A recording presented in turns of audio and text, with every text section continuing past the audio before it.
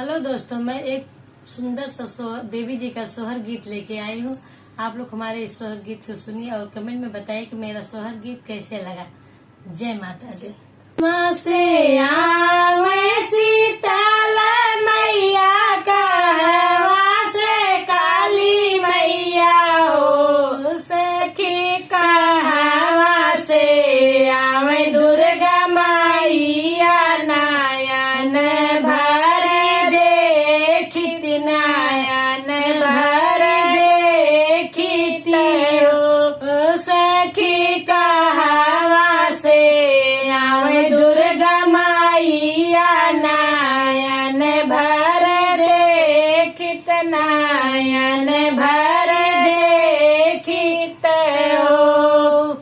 काले से आवे शीतला मैया, कलकत्ता से काली मैया हो सखी, विंध्याचल से आवे दुर्गा मैया, नयन भर के देखित, नयन भर देखित हो सखी, विंध्याचल से आवे दुर्गा मैया, नयन भर देखित, नयन भर देखित हो। खाऊ चढ़िया शीतल मैया, खाऊ चढ़ी काली मैया हो सखी, खाऊ चढ़ी आवे दुर्गा मैया,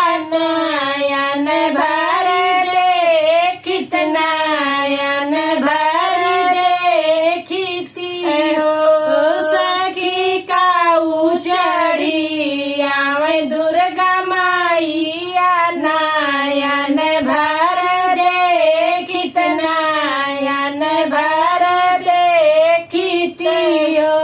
गदा चढ़ी आवे शीतल मैया, हाथी चढ़ी काली मैया हो सखी, शेर चढ़ी आवे दुर्गा मैया, नयन भर देखित, नयन भर देखित हो सखी, शेर चढ़ी आवे दुर्गा मैया, नयन भर देखित, नयन भर देखित हो।